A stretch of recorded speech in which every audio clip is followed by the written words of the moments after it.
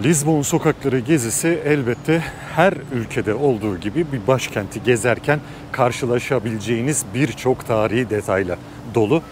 Portekiz'de aynı, Lizbon'da aynı, Portekiz'in başkenti ve hemen karşımda Pombal Markizi'nin bir heykeli var. Büyük bir alanda arkaya doğru giden bir arazinin önünde koskocaman görkemli bir şekilde duruyor Pombal Markizi'nin heykeli. Sebastian Carvalho e Melo olarak da anılan, aslında büyük reformlara imza atılan ama ciddi anlamda hem nefret edilen daha sonrasında hem de kimileri tarafından da çok büyük övgüyle bahsedilen bir kişi olmuş. Reformları yapmış ama aynı zamanda bunun bir dikta rejiminin de getirdiği bazı özellikleri taşımasından dolayı birçok insan da ondan nefret etmiş.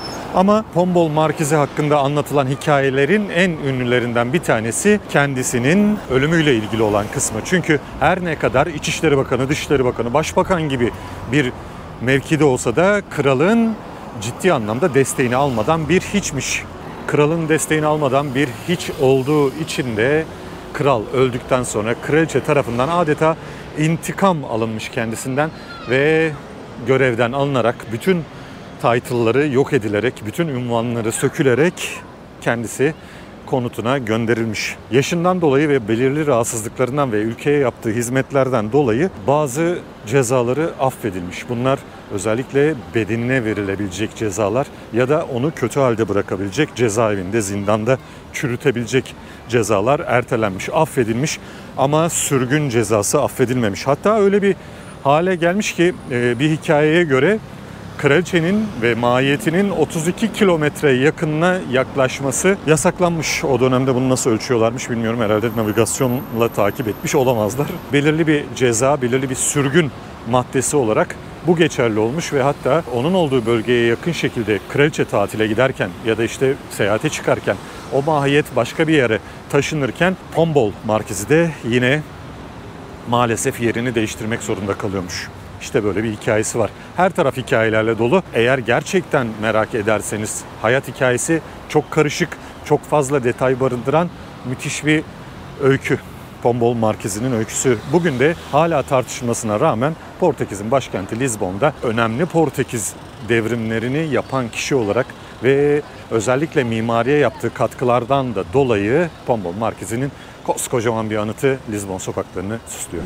Lizbon'da, hatta Portekiz'de en fazla göreceğiniz şeylerden biri kaldırımların böyle güzel, süslü bir şekilde onarılması. Bunlarla ilgili çok efsaneler anlatılıyor ama ben bu efsanelerin birçoğunu es geçip size bahsedeceğim diğer detaylarından. Çünkü bu efsaneler biraz şehir efsanesi bazında anlatılan şeyler. Yani döneminde birçok yapılan uygulama şu anda da yapılıyormuş gibi anlatılıyor ve bugünkü bizim günümüzdeki anlayışa çok da ters gelen bir şekilde bir görüş yaratıyor. Şimdi döneminde bunlar tabii ki çok büyük ustalar, çok iyi ustalar tarafından yapılmış. Böylesi taşlar tek tek döşenerek, büyük işçilikle, keza yine tek tek döşenerek işçilikle yapılıyor. Ancak o dönemde bunlara öylesine önem veriliyormuş ki bir de para çok, çünkü Portekiz ve İspanya biliyorsunuz keşifler dolayısıyla ciddi anlamda bir sömürge gücüne ve sömürgelerden gelen hazine, servete sahipler. İşte ondan da gelen güçle böyle süslemelerle bütün ülkeyi süslemişler. Hatta o dönem bunları yapan ustalar bir yeri bozulduğunda o usta yeniden çağrılıp bunu düzeltmesi için buralara getiriliyormuş, başkasına müdahale ettirilmiyormuş vesaire şeklinde böyle uzun uzun hikayeler var. Tabii ki günümüzde aynı şekilde bundan böyle bahsedilse de şu anda da mesela bahsediliyor. İşte burası bozulursa şöyle geliyorlar, yapıyorlar, onun bir ustası var falan şeklinde. Tam olarak öyle olmuyor. Aynen aynı özene dikkat ediyorlar ama işleyişler tabii ki artık çok farklı. Şimdi Portekiz'in başkenti Lizbon'un en güzel yerlerinden bir tanesine doğru devam ediyoruz.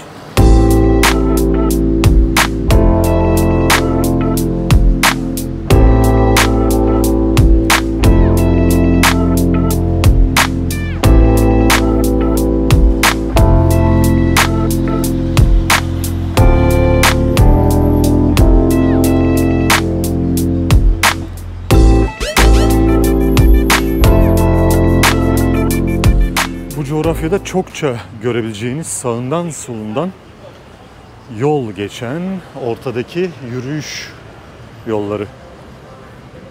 Lizbon'da da yine tam nefes alma alanları olarak ortaya çıkmış ve insanlar da burada vakit geçirmeyi seviyorlar, yürümeyi seviyorlar. Bakın sağda, solda yol olmasına rağmen ortada ağaçlandırılmış misler gibi serin.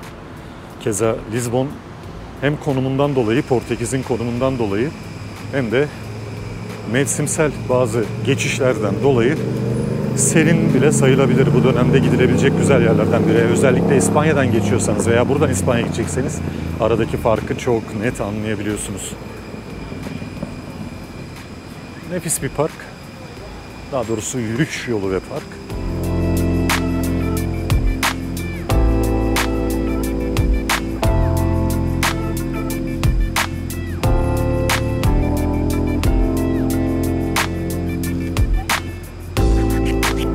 Şehirleri güzel yapan detaylar da bunlar.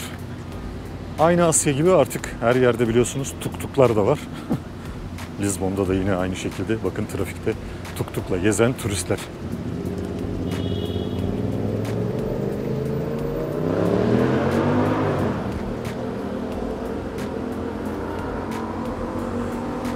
Yalnız sesleri de onlar yapıyorlar. Elektrikli olanları ses yapmıyor ama önde giden sesi de duyuyorsunuzdur. Mesela bu elektrikli, bakın ne tatlı gidiyor.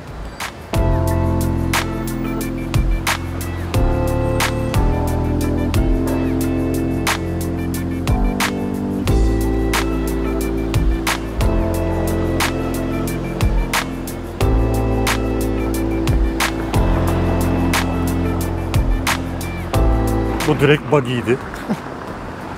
Evet, yürüyüşe devam edelim, gezmeye devam edelim. Liberdade Bulvarı üzerinde yürümeye devam ediyoruz.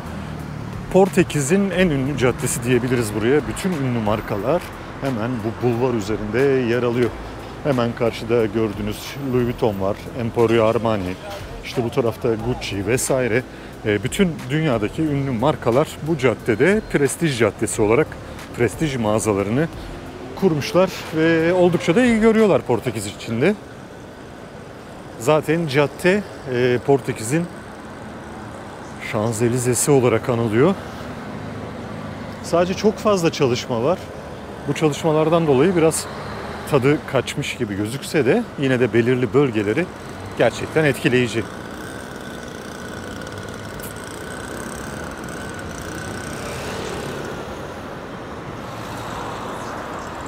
Büyükşehir çalışıyor.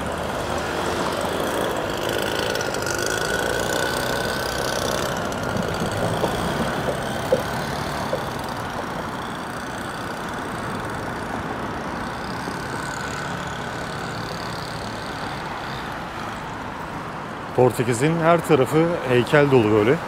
Gezdiğiniz yerlerde çok fazla heykel görüyorsunuz. Heykeller bir müze havası veriyor. Oldukça da süslüyor bence çevreyi.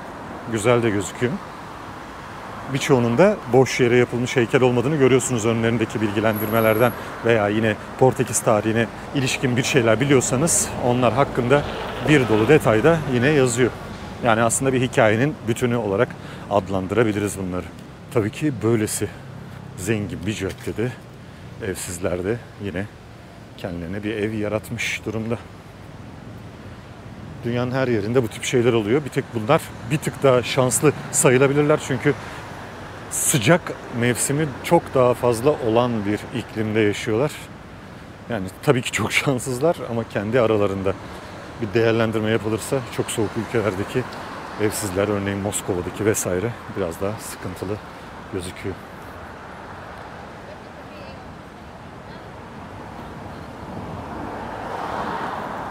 Gördüğünüz gibi kaldırımlar aynı şekilde devam ediyor. Hepsi birer işleme, dantel işlemesi gibi sanat eseri.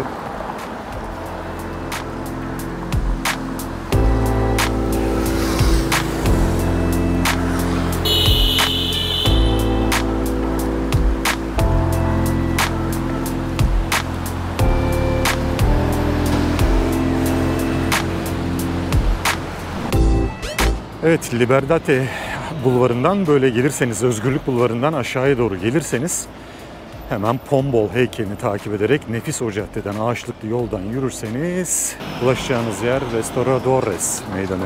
Restauradores Meydanı, restoratörler meydanı olarak geçiyor. Restorasyon savaşları sırasında kazanılan zaferlere ilişkin savaşların taşlar şeklinde tarihleriyle birlikte yer almasından oluşturulmuş kocaman bir meydan ve kocaman bir heykel.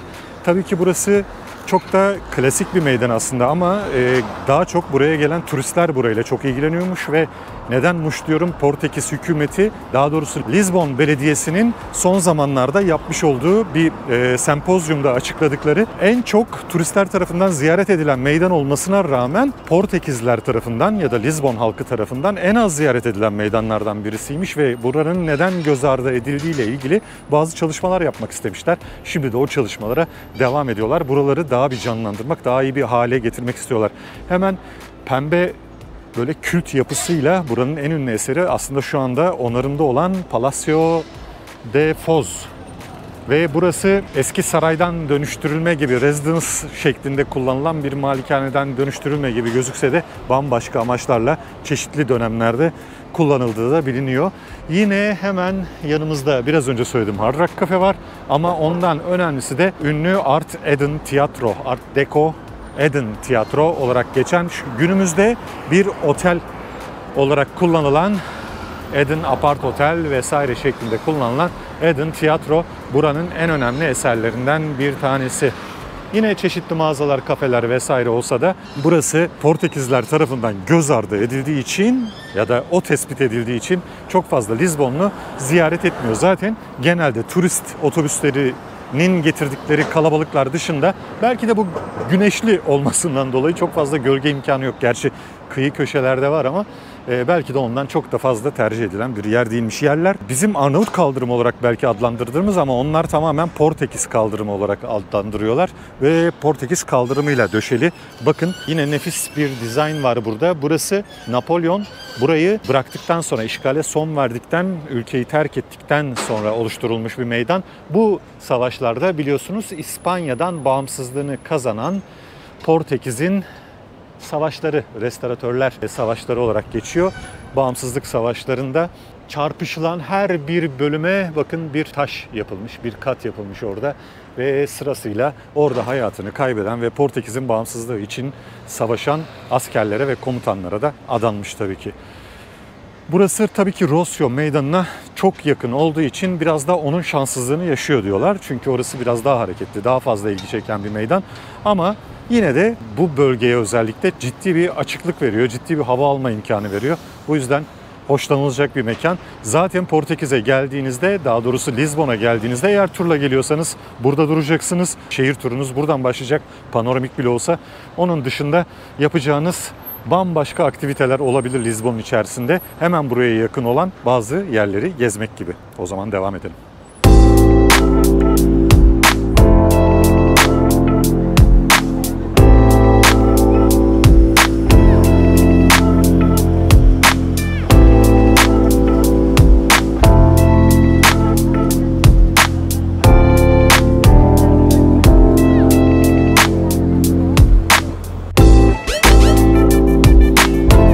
Ve şimdi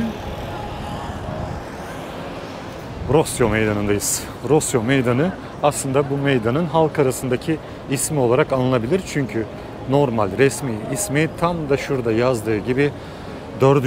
Pedro Meydanı. 4. Pedro'da hemen tepede bulunan Portekiz Anayasası'nın kralı da, anayasal kralı da sayılan Brezilya dahil ilk imparatoru, Brezilya'nın ilk imparatoru 4. Pedro, Dom Pedro adına yapılmış, dört köşesinde bilgelik ve gücü temsil eden 4 tane koruyucu kadın heykelinin bulunduğu müthiş bir, yine dikili taş benzeri uzunca bir yapı.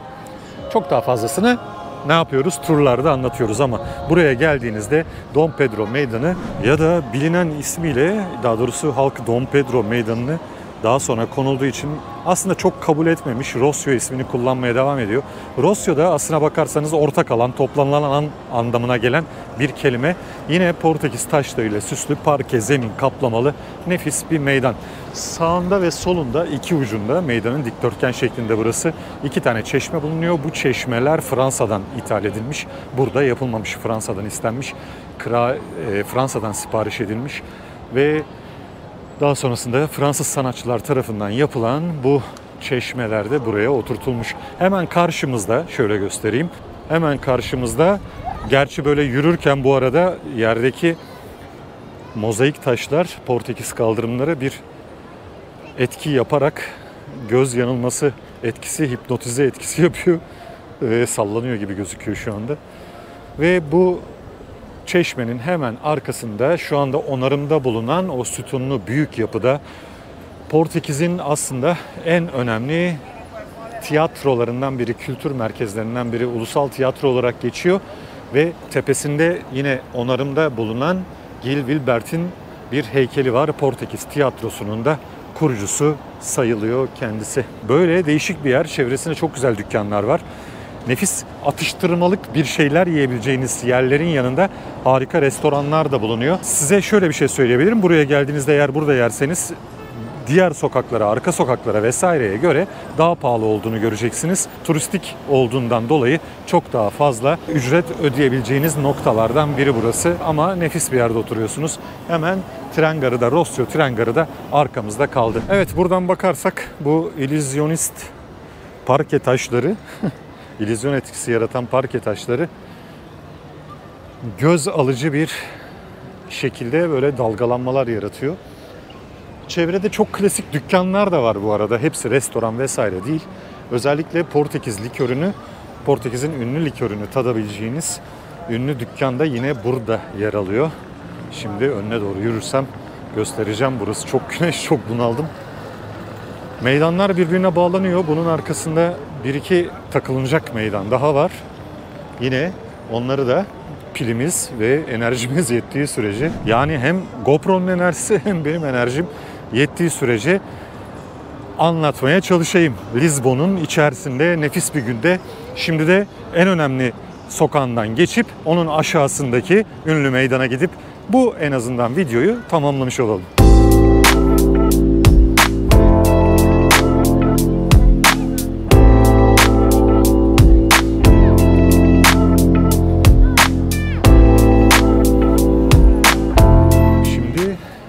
Rossio meydanında devam edelim, bakalım ne dükkanlar var burada. Lizbon'a geldiğinizde, daha doğrusu Portekiz'e geldiğinizde buranın tabii ki okyanus ve Akdeniz'e kıyısı olmasından dolayı sardunyaları ünlü. Sardunyaları yani sardalyaları. Ve onlar böyle konservelerde birer hediyelik eşyaymışçasına müthiş ortamlarda satılıyor. Bütün sardunya mağazaları arasında en ünlülerinden bir tanesi de yine bu.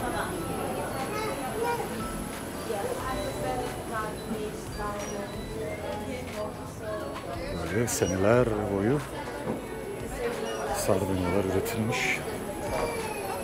Direkt hediyelik eşya anlamında da Portekiz'den götürülecek önemli bir figür artık.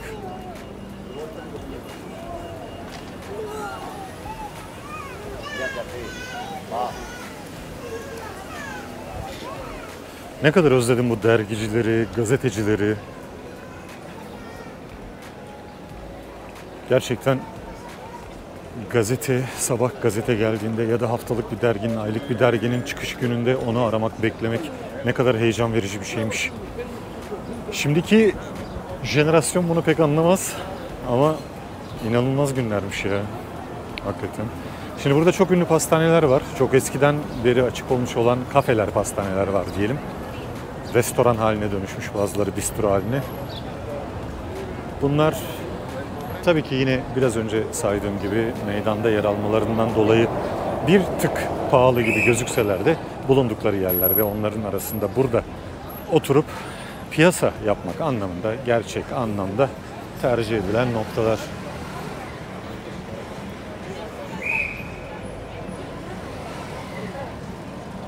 Gördüğünüz gibi Rossio değil, Don Pedro 4 meydan olarak geçiyor. Karşıdan karşıya geçelim. Kırmızı ışıkta yanında polis de var.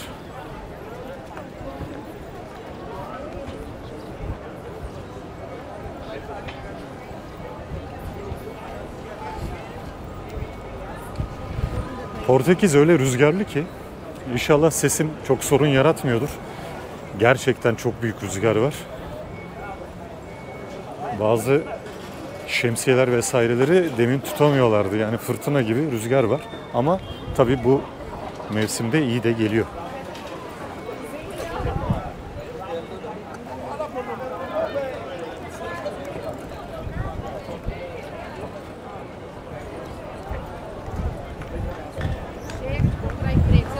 Ve işte en önemlilerinden bir tanesini Portekiz'de, Lizbon'da gezilecek yerlerin en önemlilerinden bir tanesi de hemen meydandan kıvrılan International Hotel'in, hemen şuradaki International Hotel'in sokağı Rua Augusta, Augusta Caddesi. Burası Lizbon'un vitrini. Hani klasik biraz tabiri caizse bizim Türklerin benzetme yeteneksizliği yüzünden İstiklal Caddesi diyelim. Ama çok keyifli. İstiklal Caddesi gibi ara sokaklarda veya dükkanlarda yoğunlaşan bir halde değil. Birçok yerdeki trafiksiz sokaklar gibi ortaya atılan masalar, kafeler, restoranlarla dolu bir yer. Ve hemen karşıda Fabrika Nata var. Bu Belem'dekinin aslında aynısı olmasına rağmen daha boş ve daha rahat, sırasız bir şeyler atıştırıp güzel bir ortamda oturabileceğiniz, servisle yapılan nefis bir konsept. Tabii ki ünlü olduğu için diğerinde daha fazla sıra olması da çok doğal.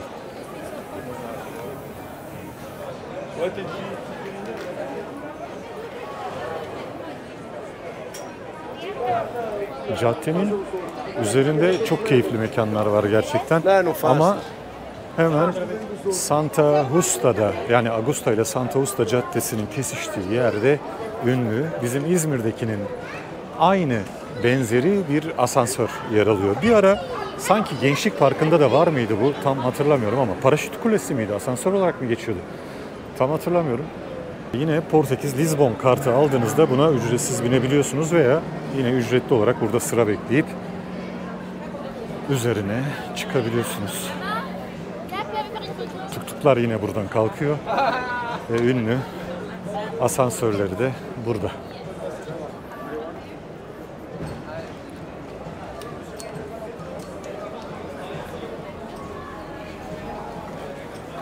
Evet, gördüğünüz gibi her saat bir sıra var burada. Açık olduğu saatlerde oraya çıkıp Lizbon'un en azından bu köşelerine en güzel açıdan, en yukarıdan bakma şansına sahip oluyorsunuz bu asansörle.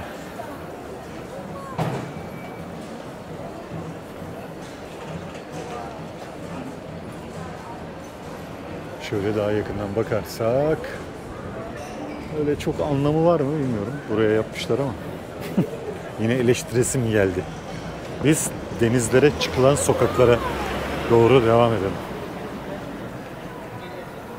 Kalemiz de yine yukarıda gözüküyor. Portekiz'in hasır şapkaları da çok ünlü. Birçok insan tarafından, eski Portekizler tarafından yine çok fazla kullanılmış döneminde. Bu yüzden de hala turistik bir malzeme olarak ve bu güneşten korunmak için tercih edilen bir materyal haline gelmiş. Ben de alsam fena olmayacak çünkü bu sefer şapkayı da, bandanaları da, her şeyi unuttum.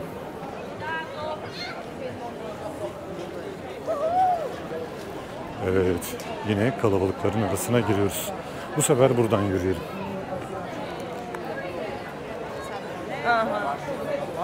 Lizbon keyifli bir yer. İnsanlar da, özellikle turistler dışındaki insanlardan bahsediyorum, keyfini gerçekten çıkartıyorlar. Öyle görüldüğü gibi hani turistik bir şehrin içerisinde insanların takıldıkları başka yerler var da onlar da gelip turistlere bırakmışlar buraları değil. Kendileri de gayet keyifle bu bölgede yaşıyorlar.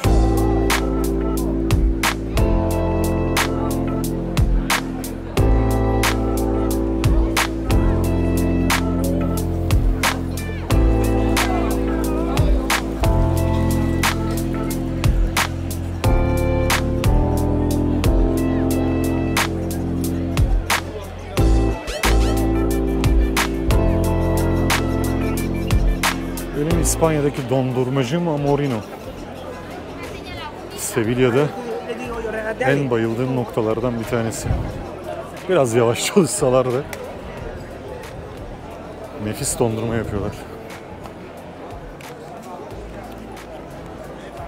Evet, çakma ürünlerimiz.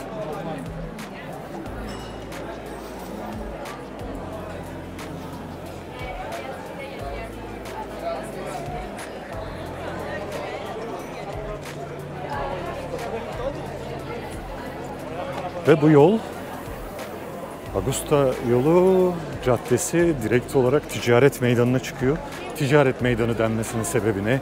Bir zamanlar gemilerin oraya yerleşip ticari ürünlerini oraya indirip bütün ticari faaliyetlerin de orada yapılmasından dolayı bir takım pazarların aslında biraz da böyle toptan pazarların diyelim, böyle halimsi pazarların orada kurulmasından, vergilerin orada ödenmesinden, liman kayıtlarının orada yapılmasından dolayı ve bir zafer takıyla da girişi sağlanmış caddenin. O da buraya inanılmaz bambaşka bir hava katıyor.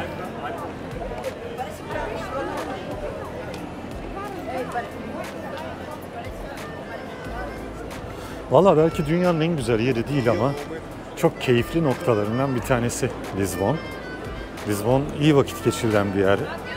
En azından bu coğrafyada iyi vakit geçirilen yerler çoğunlukta gerçi ama bu coğrafyada yine de keyif alacağınız lezzetli durakların olduğu ve bir takım tarihi hikayelerinde direkt başlangıç noktası sayılan müthiş bir şehir.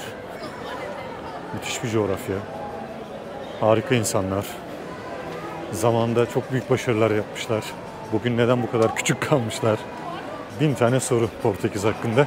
Portekiz'i tam bir gezme fırsatı yakalarsak onunla ilgili de bir şeyler anlatırım elbet. Ben özellikle caddeyi gösteriyorum size. Bu defa format değişik olsun. Tam bir yürüyüş turu, walking tour yapmış olalım. Lizbon'a gelmemiş olanlar için en azından bir fikir. Gelenlere de bir hatırlatma, anılarını canlandırma diyelim. Evet.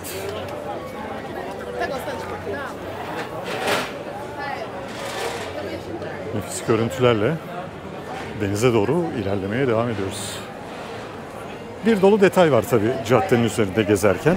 Özel seyahatlerde, özel turlarda bir takım konsept varsa, tematik bir takım detaylar varsa o tematik turlarda bir dolu şey işliyoruz aslında. Bir dolu şehirde, sadece Lizbon'a özgü değil. Ama normal turlarda gezilecek yerler turun programıyla kısıtlı olduğu için. Çünkü şöyle düşünün, atıyorum bir markete girdiniz ve işte yarım kilo kıyma aldınız, yağsız tarafından istediniz diyelim. Adam size yağsız kıyma istediniz, madem arasına ben kuşbaşı da koyayım, biraz da pirzola atayım, biraz da yağ atayım, kuzu da karıştırayım, kaşarla iyi gider, köfte falan yaparsınız gibi bir şey söylemeyeceği gibi bu da turu satın alan kişiyle alakalı. Yani turu buradan satın aldıysanız nasıl satın aldığınız çok önemli, ne satın aldığınız çok önemli ve satın aldığınız o detayla ilgili bir takım öngörüleri zaten kabul etmiş sayılıyorsunuz. Ve tabii ki ne satın aldığını bilmeyenler için bir şey söylemiyorum ama bir tur satın aldığında, bir ürün satın aldığında içinde ne olduğu mutlaka bilinmeli. Turlar da öyle. Tabii ki bu işler hep fiyat odaklı gidiyor. Hani biz şuraya gittik şu kadar fiyata, ucuz nasıl gezilir falan. Herkes bir ucuzluk bazlı tatil alışverişi yapıyor ama ucuzluk çok ucuz bir tatil geçirmenizi sağlıyor. Onu da söyleyeyim. Bir seyahat geçirmenizi sağlıyor. Ucuzluk her zaman iyi bir şey değildir. Bazen bazı bölgeler için şey söylenir ya, hani param yok ama şu bölgeye gitmek istiyorum. İşte ne diyeyim mesela, param yok ama Bali'ye gitmek istiyorum. Günde $10 gezersin. Gezemezsin. Yani Bali'ye gitmiş olursun. Aslında yol parası ve orada harcadığın diğer paralarla birlikte birçok şey kaybetmiş olursun. Bu tip detaylar var.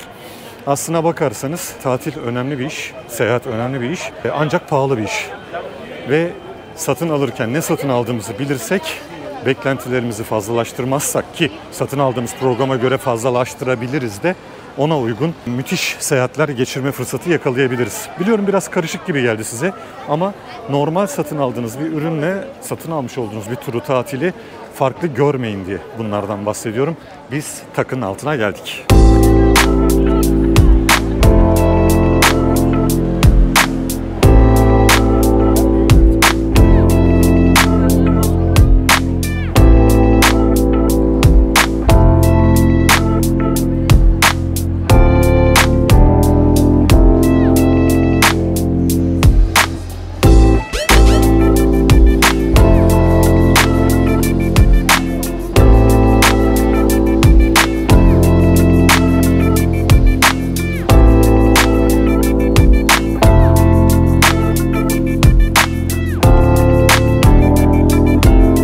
Çok büyük bir alan.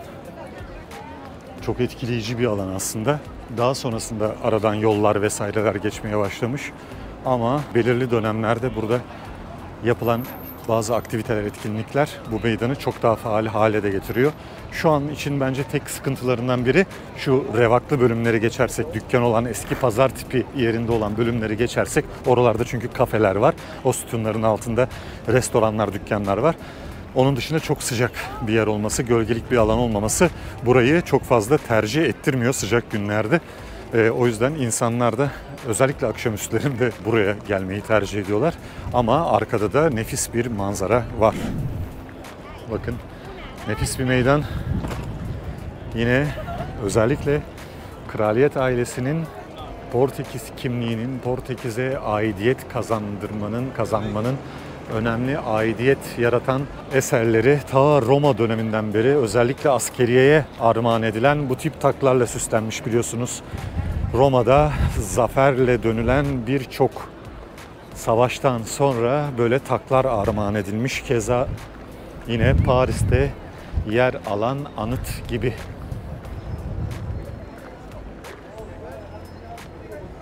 Ve meydanı her meydanda olduğu gibi kocaman atlı eski bir figür süslüyor.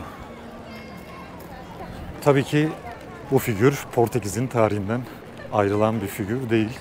Birinci Joseph Gossip veya Giuseppe olarak bilinen kralın, en sevilen krallardan bir tanesinin ve Portekiz'e aidiyet yaratan, Portekizlilik ruhunu en üst seviyelere taşıdığı belirtilen, ona inanılan ve o yüzden de sevilen krallardan bir tanesinin birinci Joseph'in heykeli ticaret meydanını süslüyor.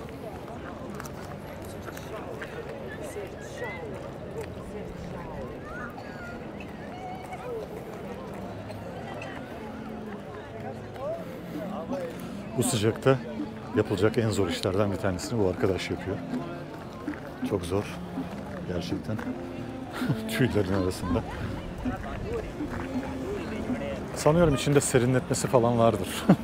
Klima falan var mıdır acaba? Ve yine tuktuklar görüyorsunuz. Sahil yolu kısmına geldik. Burası limanmış. Eskiden ticaretin yapıldığı limanmış. Şimdi çeşitli başka yerlere ev sahipliği yapıyor ama görkemini görüyorsunuz. Evet, Lizbon'un özellikle içerisinde, şehir merkezinde gezilecek noktaları sadece bunlardan ibaret değil. Çok fazla detay var. Gerçekten bu detayları gezmekte çok büyük keyif veriyor. Ama ben onların hepsini bırakayım, hiçbir şey dinlemeyeyim, fotoğraf çekeyim falan diyorsanız Lizbon yine ideal bir yer. Tabii ki bu sarı tramvayların vesairelerin gittiği yerler, kısımlar güzel ve önemli. Ancak belirli saatlerde, özellikle belirli mevsimlerde hem çok kalabalık oluyor hem de bu kalabalıklığın yanında bu sıcakta çok da yoruyor. Sadece fotoğraf çekmek için yine de gitmenizi tavsiye ediyorum sarı tramvayların olduğu bölümlere. Bazı numaralı hatlar 23 numaraydı, 28 numarada olabilir. Şimdi karıştırdım yine. Bunlardan bazıları o ünlü görüntüleri veren yerlere çıkıyor. Yine Lizbon'un bu tepeler üzerinde kurulmasından dolayı birçok yerde füniküler ve tramvay var. Tramvaya binmek için çok ciddi sıralar var ama bence önemli olan burada tramvayın içinde tramvayla seyahat etmek değil. Aslında sizin istediğiniz, diye tahmin ettiğim en azından, tramvayın fotoğrafını çekebilmek Lizbon sokaklarında veya önünde gözükebilmek. O yüzden tramvaydaki sırayı beklemeden, tramvaya da para vermeden, tramvayın içindeyken, çünkü sarı tramvayda o tramvayda olduğunuz anlaşılmıyor. Bu yüzden de aslına bakarsanız bu fotoğrafları çekmek çok daha kolay tramvaya binmekten.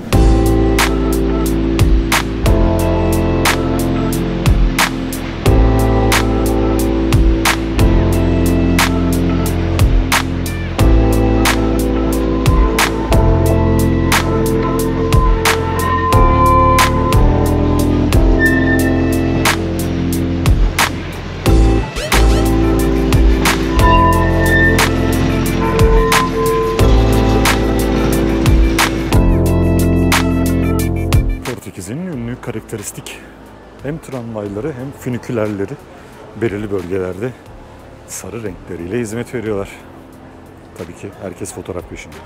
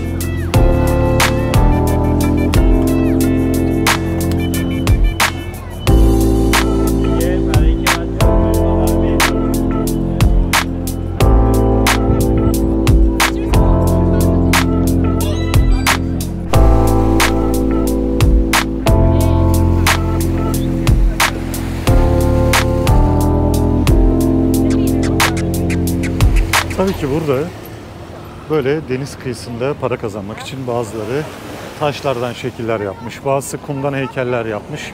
Oralara bunları koyuyorlar ve insanlar da onlara para veriyor fotoğraf çekmek karşılığında.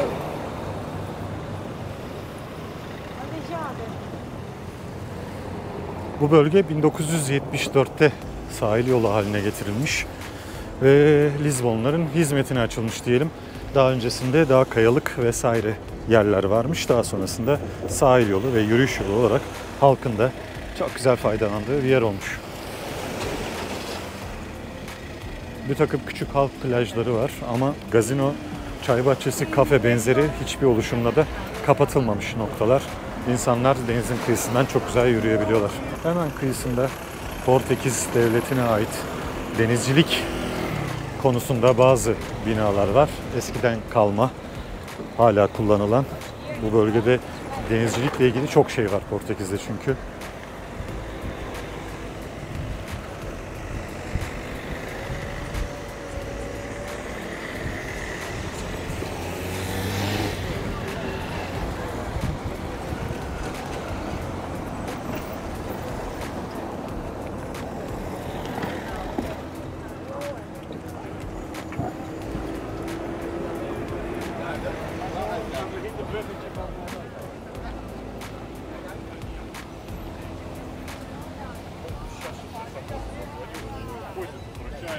Böyle İstanbul benzeri görüntüler veren